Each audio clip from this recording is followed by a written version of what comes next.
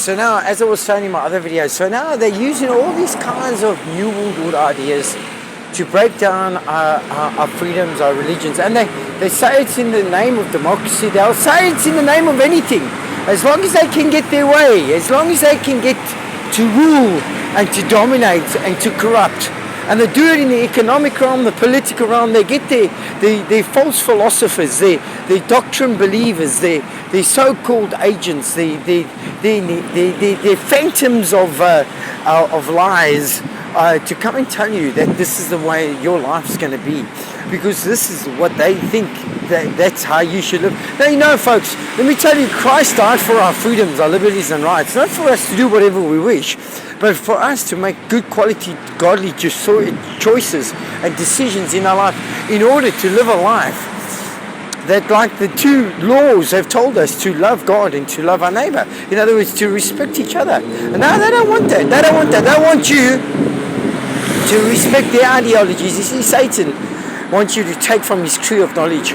His tree of knowledge is whatever the world's way of thinking is, whatever the Luciferian, the god of this world, which is the devil, Satan, wants you to believe in. You see, the devil, Satan, will give you alternatives.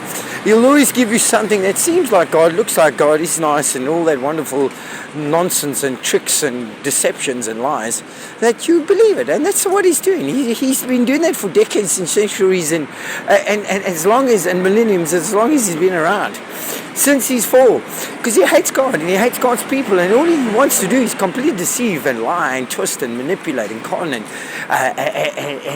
force people to go in the route that they weren't ever designed to be.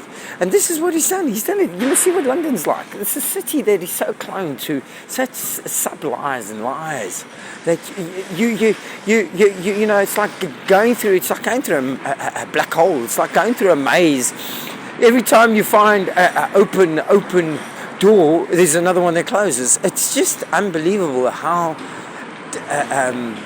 deceptive and how evil and destructive humans can be when they're under the sway of the devil. And the Bible tells me, Paul says in the book of I think it's Ephesians or Philippians, he says and Romans, I think too. I'm not too sure exactly the books, but it's in the Bible. It's in the New Testament. It's in the books, and it says that the people of this world are under the power of Satan, are under the god of this world, and they are swayed by him.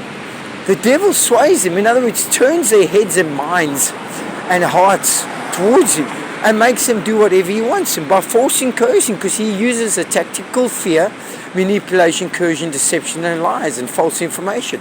And that's how people breed into this whole thing, and they become clones. They become sold out to anxiety, worry, concerns, this world and everything about it, and greed and lust, and full of hate and destruction and all kinds of distortion. This is how they play the game. This is how they want people, so they try and get rid of Christianity. They try and get rid of those that fear God, and they try and get rid of the truth. And then once they start infiltrating the churches and infiltrating the governments and infiltrating institutions and educational places, like I'm going to go work now in one of the universities in London, and you got to understand, folks, these people aren't playing games with your soul. The devil isn't neither.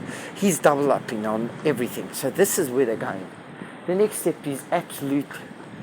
You know, they just want to take us into a state of absolute ideology, absolute forceful, destructive ways that people have no right to think for themselves, have no right to believe for themselves, have no choice. They've got to go along with the matrix of understanding, the matrix of